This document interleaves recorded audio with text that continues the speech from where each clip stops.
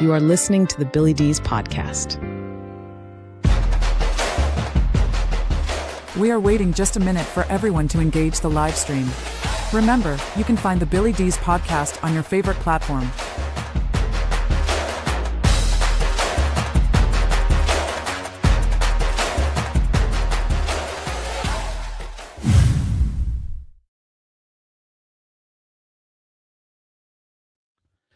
All right. Well, hello, everyone, and welcome to the program. Not always, we miss once in a while. We will be off next week, but we do go live on Friday nights, and we wait just a moment, maybe just we're about a minute in with the intro for everyone to refresh their apps or whatever it is that they are doing, and then we get right into it. So here we go. All right. Well, hello, everyone, and welcome to the program. As always, I am absolutely thrilled that you are here. If you've never checked us out before, my name is Billy D's, and we are primarily a commentary and an interview podcast. Today will be commentary, and it will be live. We are live currently on X, and we also kind of throw it to Facebook. We have a small, but engaged Facebook group of people that follow the page. And hey, you know what? I'm all about the listeners, as everybody knows. And for those of you here again who may be checking out the live stream for the first time, we have a 10-year history, 10 years on all the major podcast platforms. The audio platforms are the place where we get the vast majority of our listens. And we appreciate that history. We appreciate it so much. Okay. I would be remiss if we are currently going live on Friday. The exact date here is June 13th. It's approximately 8:03, 8:04 p.m. Eastern Standard Time. I would absolutely be remiss if I didn't mention the tensions that are going on between Israel and Iran. There's a lot to unpack there, and I'm not really going to delve into it. It's a very fluid situation. All I can say is anytime human life is at risk as much as it is in anywhere, but in this particular conflict that is unfolding within the last 24 hours, we always have to be very mindful of the innocent people. And there's, here again, without taking a side, without being political about it, there's a lot of innocent people whose lives are at risk, and a lot of people who will undoubtedly have their lives changed forever by what's happening there. Briefly put, what's happening there is Israel and the United States is very concerned about Iran's nuclear capabilities. And this is because Iran has a history of being associated with terrorism. And a lot of what's happening around Israel, aside from the nuclear weapon issue, is that they're sponsoring of terrorism and financing what's happening along the perimeter all around, and Israel is pretty much surrounded by potential terrorist forces, depending on what side of the border you're talking on, what part of the country of Israel you're talking about, and where those forces are located. So I understand the move. I guess the official United States policy is that we did not take part in the attack. But when you really mince it out, we most certainly helped with the defense of Israel with the Iron Dome. And we help a lot in general with the weapons that they use and so forth. So the association is there. And I'm kind of leading into what the dangers of this could potentially be in terms of, let's call them uprisings, possible sleeper cells within the United States. Most security experts agree that there are sleeper cells to one degree or another within the United States. And, who knows what they're plotting to do. So, it's a time when you really have to look over your shoulder. And that is a shame. Now, tomorrow here in the United States, these No Kings protests are going on. The latest number 15, 1600, 1700, different locations, mostly in big cities, but not exclusive to that. I checked the map. I'm in Ohio, and I was really surprised. Some relatively small areas, in terms of what would come to my mind here in Ohio. Some unlikely places have come up on that protest map. Of course, there's the military parade happening in Washington tomorrow.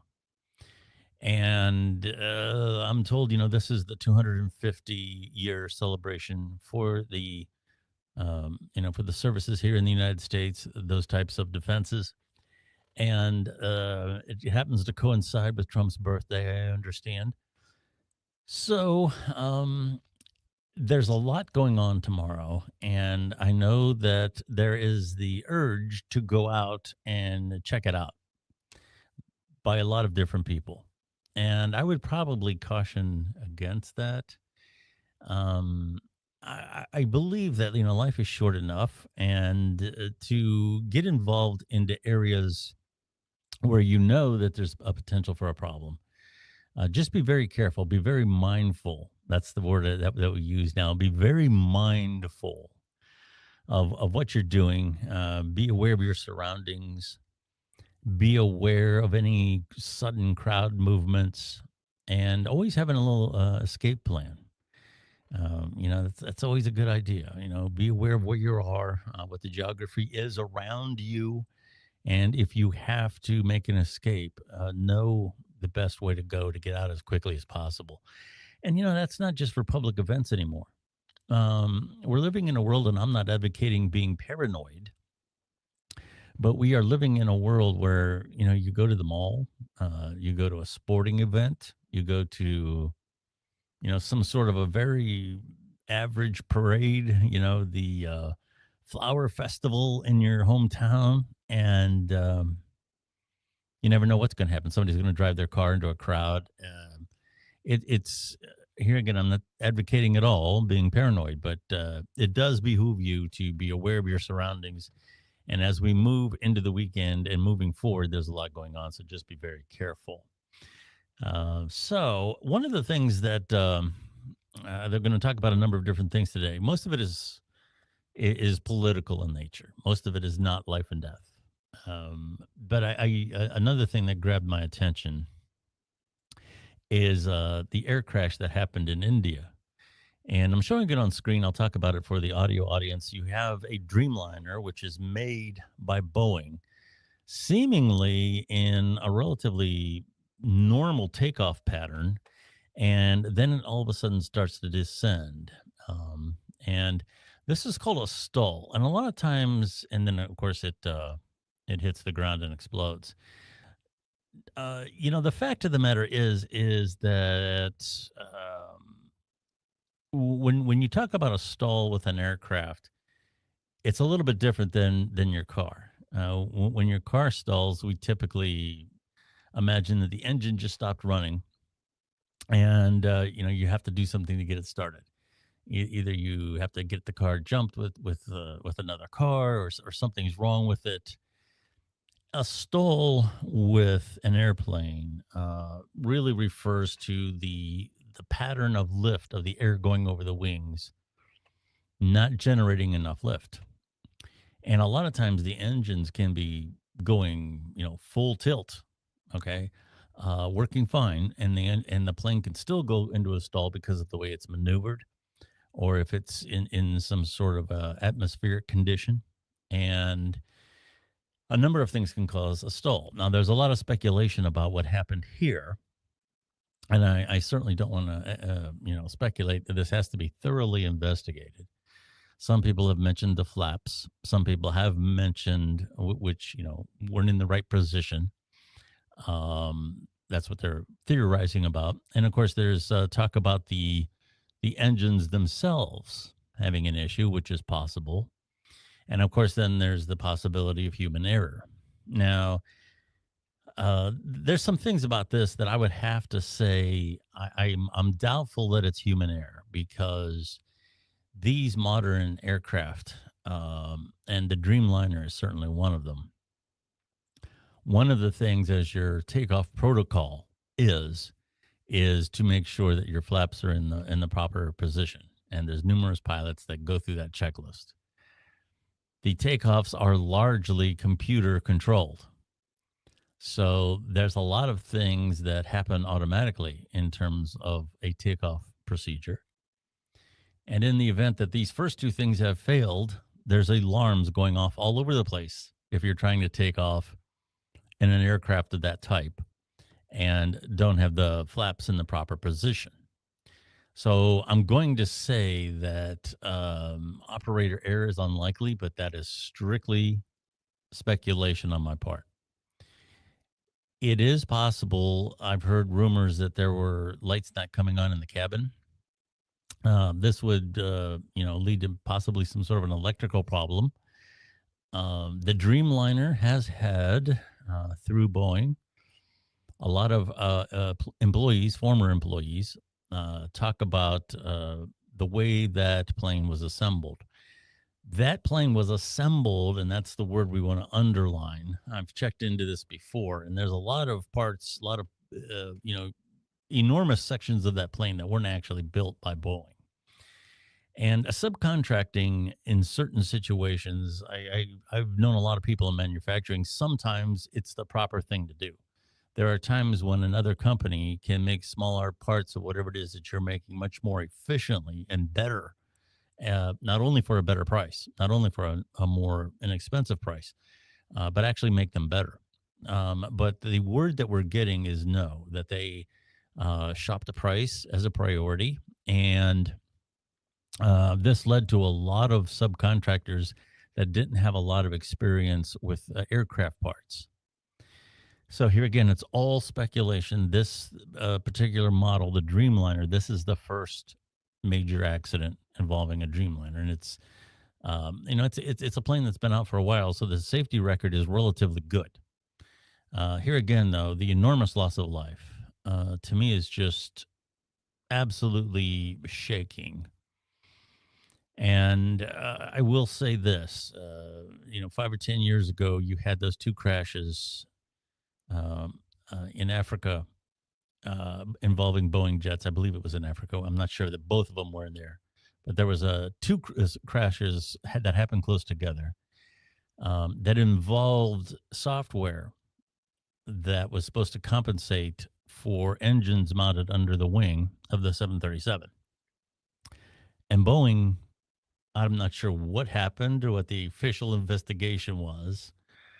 But when you have situations like that, especially after the first one, it really, to me, is unforgivable that the second one would happen when clearly they suspected all along that there was a problem with what was happening with the operation of the aircraft. And it basically involved how they moved, because the design of the plane changed, they moved the engines forward and up. And this changed the handling characteristics. And they put a program in the plane that was supposed to adjust for that, and it didn't tell the pilots because from what I've heard and from what was told was because part of the selling points to a new aircraft is you don't have to spend a lot of time training new pilots with new control systems and new characteristics. And the selling point was it was new, but it operated just like the old one. And the pilots were not aware that sometimes things are happening that you're not putting into the controls. So that really turned me on that company. And what a shame, because, lately with some of the things that are happening with doors blowing off in mid-flight and all this, this was a company that was a shining beacon of American ingenuity. When the 747 came out in the 1960s, it changed the game. It changed the way that air travel was managed. You could move large amounts of people very quickly, enormous distances. It changed the way people thought about travel. It changed the way airports were constructed. It changed the way airlines operated. And unfortunately, the innovators, the engineers, which were a part of the culture of that company, changed in the late 1990s when they absorbed another company. So this is sad. It's one of the few times that, this was probably around 2000, 2001, somewhere around in there. I recall a strike that the Boeing employees did, not because they wanted more money, not for anything like that, not because they wanted more vacation, it was because they didn't want the culture of the company to shift, from such a major technological driven, innovative company. To one that was just trying to sell as many planes as possible and make as much money as possible. And I hope that isn't the case. I hope that whatever happened here was truly an accident. And I say truly an accident because to me, there's a difference between an accident that happened because of a convergence of events. It's just like when you're driving your car. Could I forgive somebody that killed a family member of mine driving? Well, if something just happened in traffic where it was a split second decision, jog right, jog left, something stopped in the street, whatever, and you had seconds to react, and it was the wrong decision, yes, I could, because we all have had close calls. And if we haven't, by some chance, been in an accident, we've been so close to one that, it made us shiver. And it happens. Accidents happen. But what I don't like is hearing stories about people drinking and driving or being careless or, speeding in situations that they shouldn't be. And then is it an accident? I don't know. It's maybe something a little different than an accident.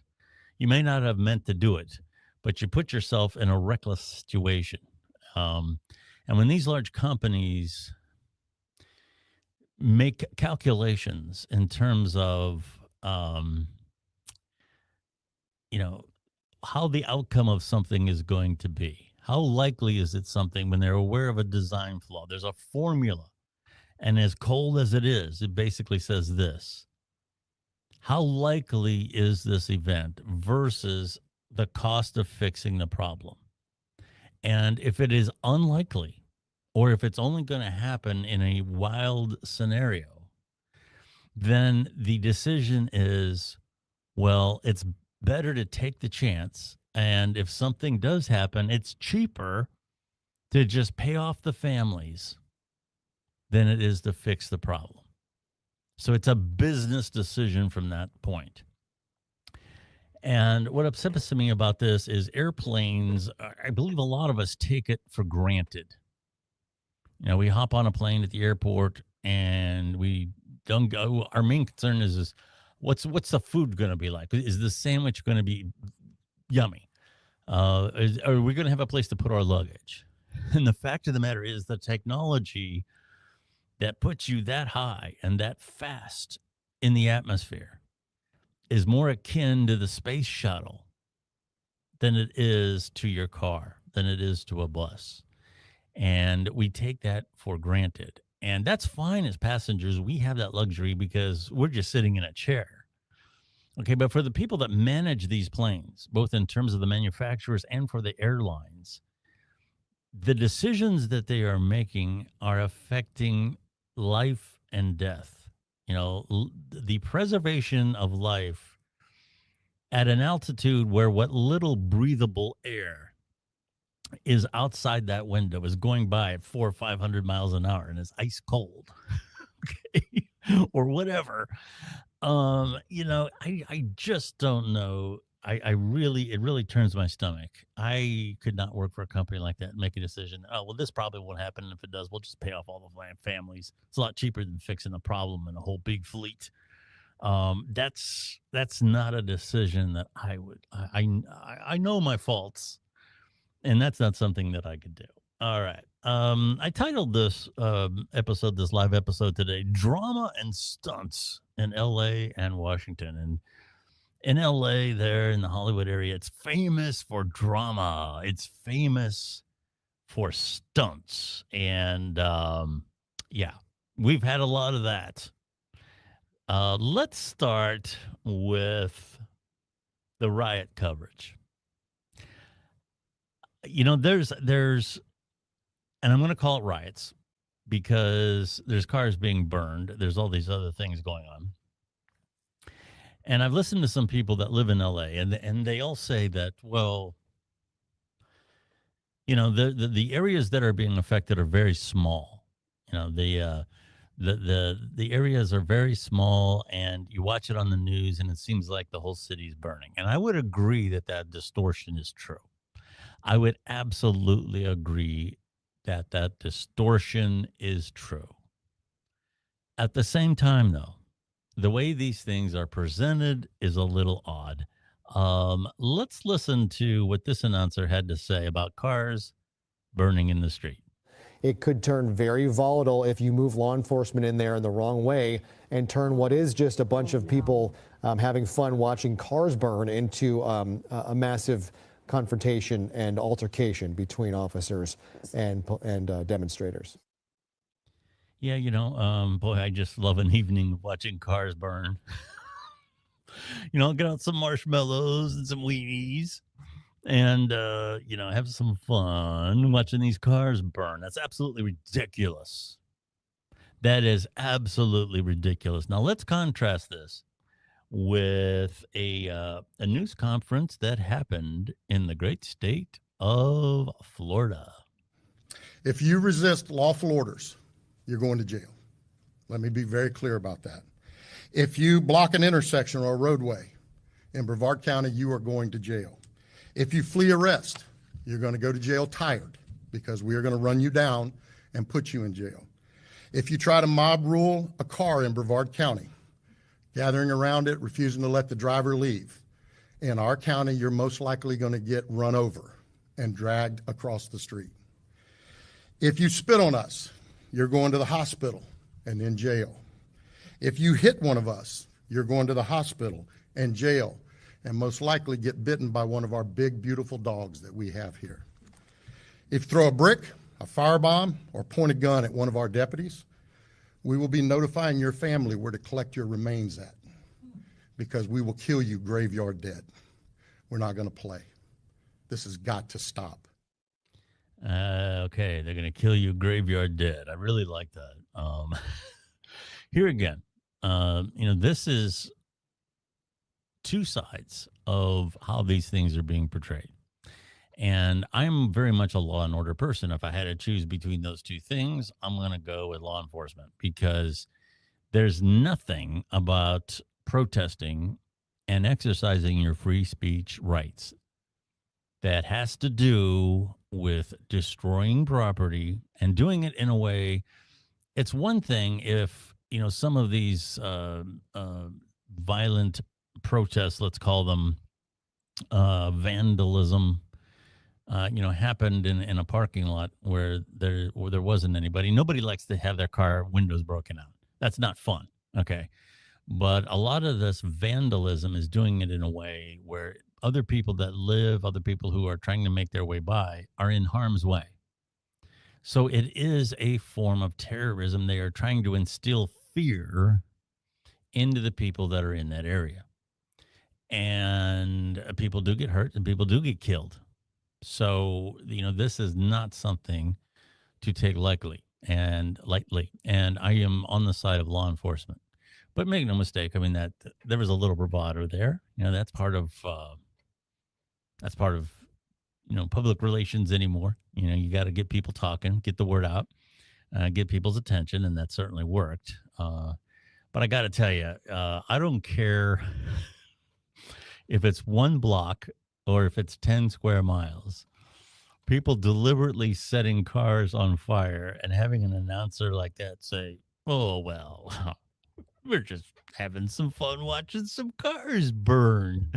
That's a little ridiculous. So these things get molded by the media, and it's because they have an agenda.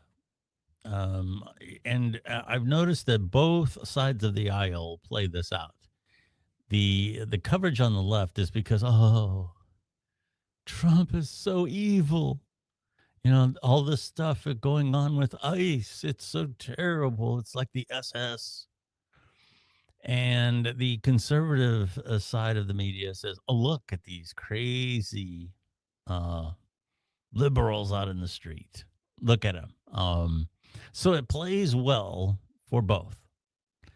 And I'm going to say right now, the polling on this is a little mixed, but I don't know that it's playing well for the Democrats. It's not playing well for either, but it's not playing well for the Democrats, and I'll tell you why. As some of you may recall, in 2024, I did an episode where I laid out why the Democrats were on their way to lose the election. And I did it not because I was a Republican or Democrat or independent. It was strictly from a marketing standpoint. And what the Democrats did, the reason the Democrats lost is their only brand was Trump was bad. And that can't be a brand. Okay. You can't go up against Coke and say, well, Coke is so bad. Buy ours. That is not a way to market a product, and it's not the way to market an idea. Okay. The Democrats somehow or other, I think Republicans would all agree Reagan was the perfect brand. And for Democrats, you had Bill Clinton and then Obama. And I know all the conservatives get mad when I mention them in a good light, but the fact of the matter is they were candidates that people voted for. Okay. That's why they won. And what we have now is the anti-vote. Okay. Our guy or our woman isn't as bad as the other one. It's the anti-vote. The anti-vote, it largely is what ushered Trump in 2016. People just didn't like Hillary. The anti-vote is what won Biden in 2020. They were all against Trump. And in 2024, the polar opposite happened. People looked at Biden and some of the crazy ideals that Democrats were standing up for, and they simply said, if that's their brand of crazy, then I'm going to go with this brand of crazy. We really haven't had a candidate that has captivated the imagination, that has captivated a new approach, that has captivated that in a very long time. Now, that's nothing against Trump for the Trump supporters out there. Trump is very dynamic and he's good at what he does. But in the grand scheme of things, you don't get the warm fuzzies like you did with JFK. And we haven't had that in many, many decades. I think there was an affection for Reagan to some degree. I liked him. He always appeared very affable and he always told those little jokes. And he was a great communicator. They called him the great communicator. But we haven't had that. Where you proactively vote. Reagan, I believe, I remember election night 1984, that entire map was almost red. And we just haven't had somebody captivate the imagination and their hearts in that way in a long time. We vote against the person we do not want to win. That is how the elections have gone the last 10 years. And this leads us into, what are the Democrats doing now? Well, let's take a look at what they're doing now. I have questions for the secretary, because the fact of the matter is a half a dozen violent criminals that you're rotating on your heads off. Many of our ICE agents have been doxxed for doing their duty. All righty. Yes. That is our very good friend, Senator Alex Padilla. And he's at Christy Noem's news conference there. And he's being ushered out by security. And oh, this is all anti, this is the Trump regime. This is anti-free speech. This is treating a senator like he's a piece of garbage. Let's look at another angle here. And she is speaking at a podium. And here's the deal. And I would say the same thing no matter who was up there. And as a matter of fact, I'm going to talk about something that happened some time ago with John Kerry. But let's take another look at this other angle here. And she's at the podium, and he just comes in and starts talking right over top of her, and nobody knows who he is. And in this day and age, you can't let somebody approach a podium like that. You don't know what they're going to do. They could throw acid or pull a gun, and you just can't presume that this person, safely got through security. So you can't let somebody just approach a podium like that with a major governmental official. And as you'll see, he's not. The room does not know who he is. He just comes in. He doesn't identify himself until he's being pushed out the door. Here we go. Secretary, I want to know why you insist So I want to say thank you to every single person that has been able to do this. Hands up, hands up. Also, I want to talk. I'm Senator Alex Padilla. I have questions for the secretary because the fact of the matter is a half a dozen violent criminals that you're rotating on your. I also want to talk about specifically. Ground. Hands behind your back. Hands behind your back. If you let my hands go and put them behind my back. All right. Cool. One hand. Lay flat. Lay flat. Other hand, sir. Other hand. Let me get my hands down. Yeah. So this idea, here's the thing about free speech. When we hear the term free speech, we conjure up an image of somebody speaking, and it is free speech. Okay. But what it really is about our ability to listen to who we want to listen to. And when somebody gets silenced by a heckler, or when they get silenced in a room or an event center or some location that they have either, they've sanctioned somehow, they got the proper permits, they rented the room, whatever. People come to hear them, or they're having a press conference so that people can hear what they have to say. And when you come in and disrupt that isn't your right to free speech. You are silencing somebody, and worse, you are telling the audience who wants to hear what they have to say that decision is being made for you. You don't have to listen to that person. Okay, we don't want you to listen to that person. That's what they are doing. And I say the same thing when it happens on the other side. For the case of Padilla made some other remarks, but here's the one that kind of went viral, just in the sake of fairness. I will say this. If this is how this administration responds to a senator with a question, if this is how the Department of Homeland Security responds to a senator with a question, you can only imagine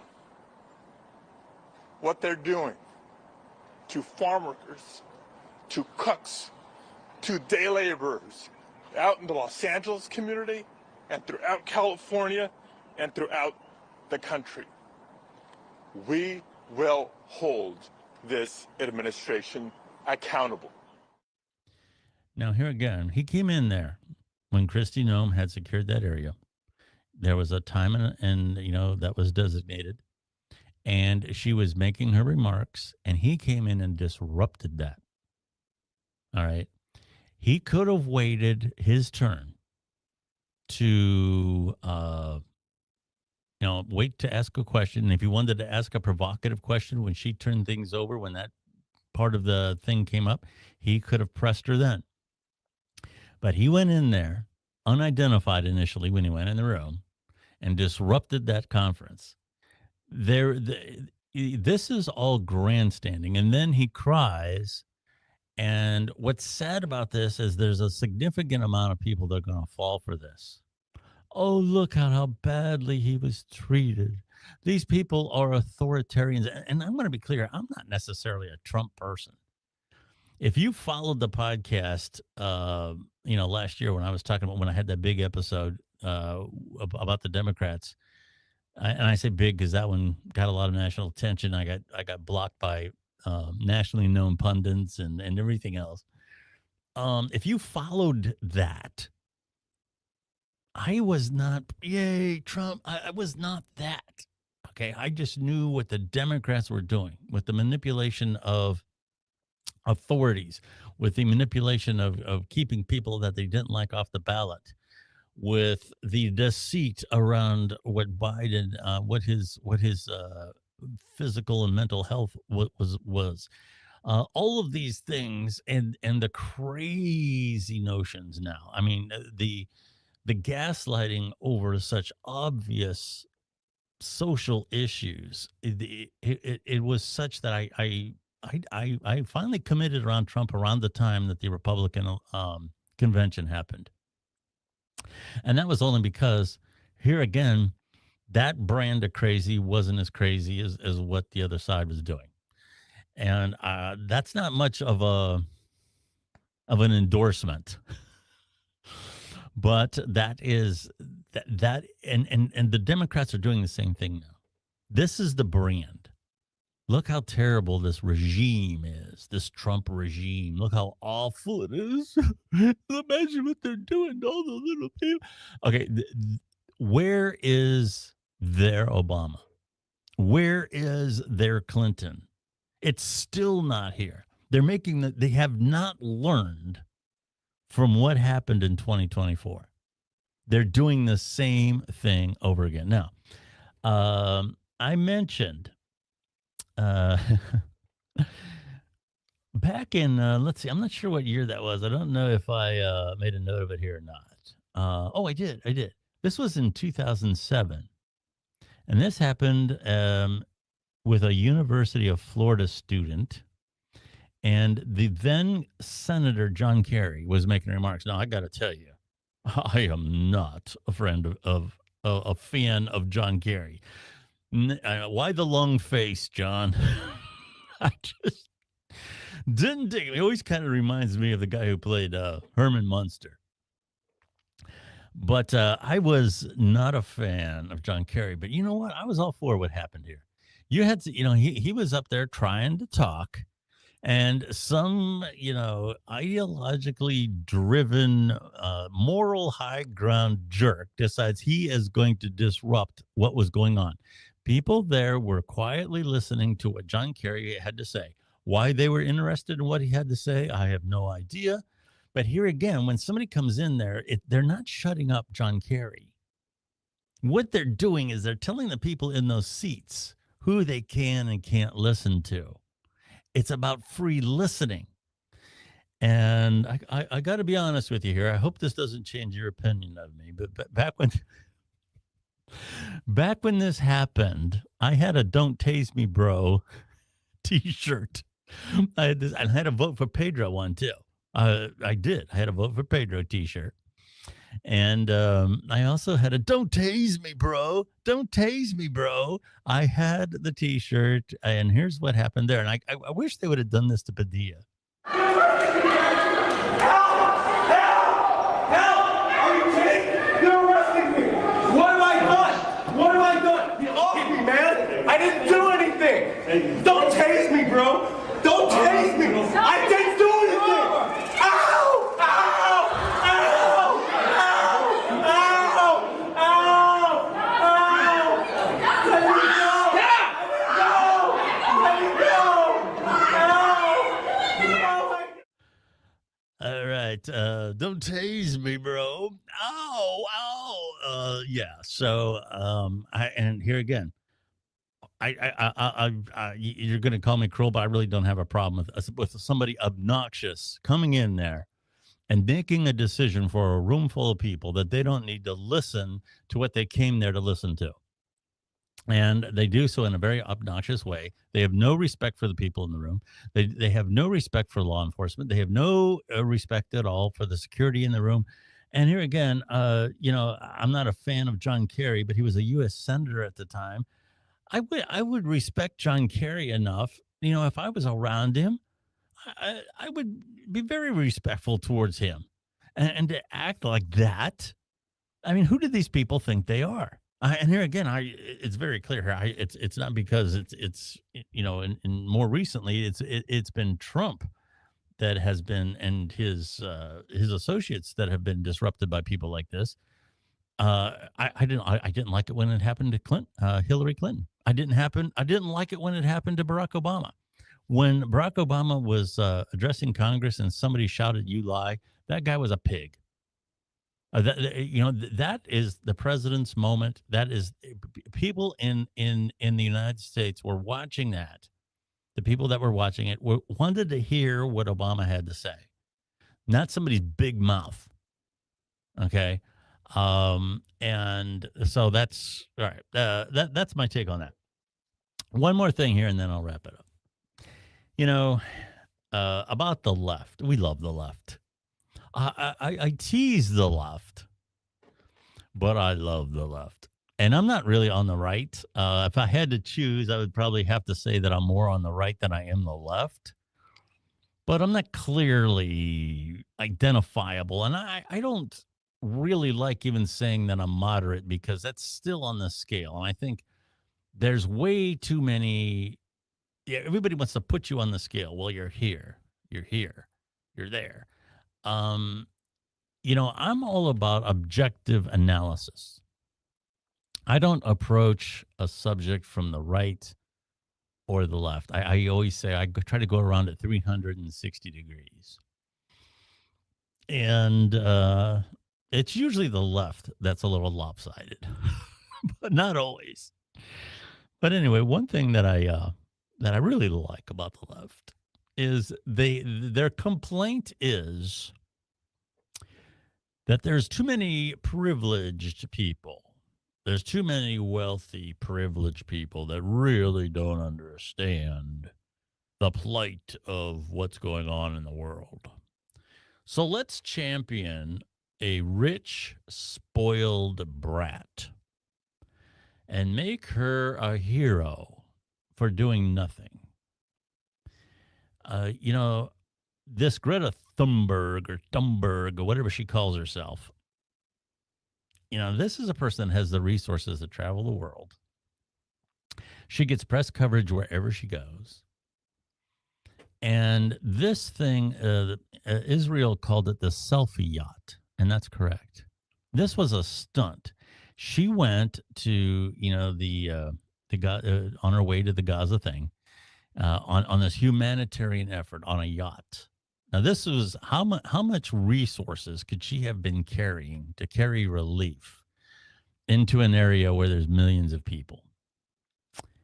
This was a stunt. She knew that she was going to get stopped. And she predicted that she was going to get stopped. And look at this little precocious little brat. My name is Greta Thunberg and I am from Sweden. If you see this video, we have been intercepted and kidnapped in international waters by the Israeli occupational forces or forces that support Israel. I urge all my friends, family and comrades to put pressure on the Swedish government to release me and the others as soon as possible. Yeah, and she was. They sent her back on a plane. I don't know if she went to France first or where she went, back to Sweden. Yeah, kidnapped. There was pictures of her getting sandwiches from the Israeli defenses while she was getting processed. From what I understand, she refused to watch some of the films and some of the tapes, which I'm guessing have not been released to the public, about what really happened on that terrorist attack when the terrorists came in and took Israelis. And, some of the pictures that we saw, to me, it's insulting to hear that brat. It's insulting to the families of those hostages who talks about she's being kidnapped. She's on a yacht that costs sailboat or whatever it is, that costs who knows how much. And she's saying that she's kidnapped in the same vein that those women that we saw with their hands, some of them had broken wrists, broken arms, blood coming out of their pants. That's kidnapped. What you saw there was a spoiled, pretentious brat. And if the media is so concerned about privilege, maybe what they should do is find a young person, a young woman from an underserved community, as they say, and maybe listen to her about what her day is like, and maybe give the world a better understanding of what it's like to be in some of those communities where getting to school alive is an achievement. So yeah, needless to say, I was never big on this Greta to begin with, and now her championing what amounts to terrorism, and putting the reality of that situation into such an unfocused and horrible spectrum of analysis. My question for her, when you were out on the ocean, was the ocean boiling? And I know I'm going to make the climate change people mad, but some of her predictions, it's already irreversible what's happening with climate if you go back through the years. Some of her predictions. Now, she was a lot younger then, and I can understand some of the criticism not being too stark back then but she's an adult now, and she's manipulating world events to her advantage. She's distorting the reality of what's happening. She's doing it where she's making herself a celebrity, and people are eating this stuff up. People are eating it up like like she is a Pulitzer Prize winning journalist. She's a hack. All right. Enough of that, right? All right. Well, that's my commentary. Again, I want to say with the unrest in the world right now, in particular what's happening with Israel and Iran, there's a lot of good people in Iran. And I follow some of them on X, and they want a regime change there. If you go back and check out some of the pictures of Iran, way back in the early 70s, it would be hard to tell the difference between, Iranian life and American life. And things are a lot different there now. And there are people that want, there was a couple times when there was almost, a regime change. But I feel a lot of the Iranian people want normalcy back in their lives. And I would like that for them.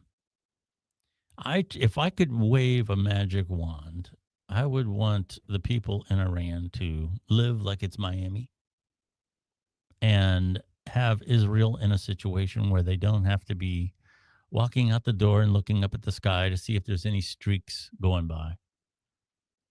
And same with the Gaza Strip. It would be great if the Gaza Strip could turn into something that was a vacation spot. Wouldn't that be great for the people there? Wouldn't that be great for the world? And it brings such sadness. All the fighting through the centuries and the millennia in that area. And indeed the world, when it comes right down to it, fighting over what we believe, fighting over imaginary lines drawn on a map.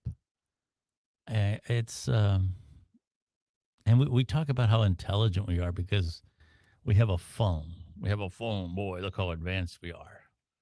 But the fact of the matter is, still very territorial, still killing each other over resources. Not much has changed in the last 10,000 years. George Carlin once said, take away electricity, we're right back in the caves. So, yeah. Well, anyway, I got to tell you, we had a great interview. It's in the playlist. Please do check it out.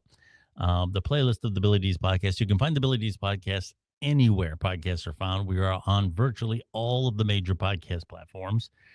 And Stacey Rogers, who's a Republican candidate for the governor of Kansas, is on the program. It's in the playlist.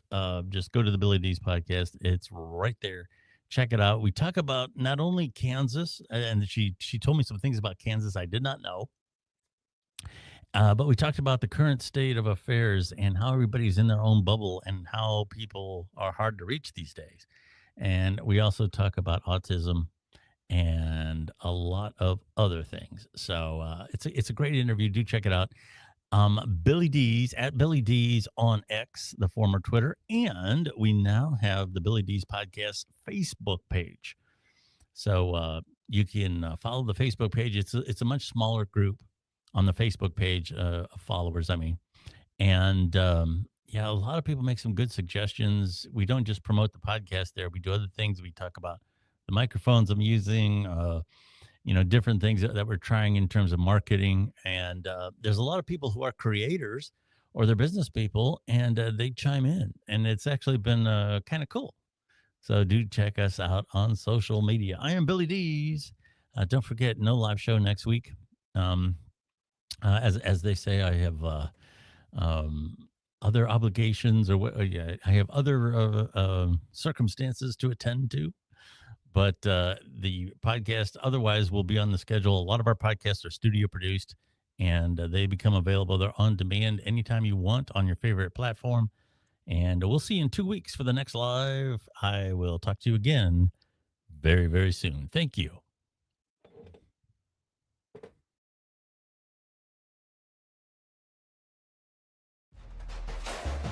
Thank you for listening to the Billy D's podcast.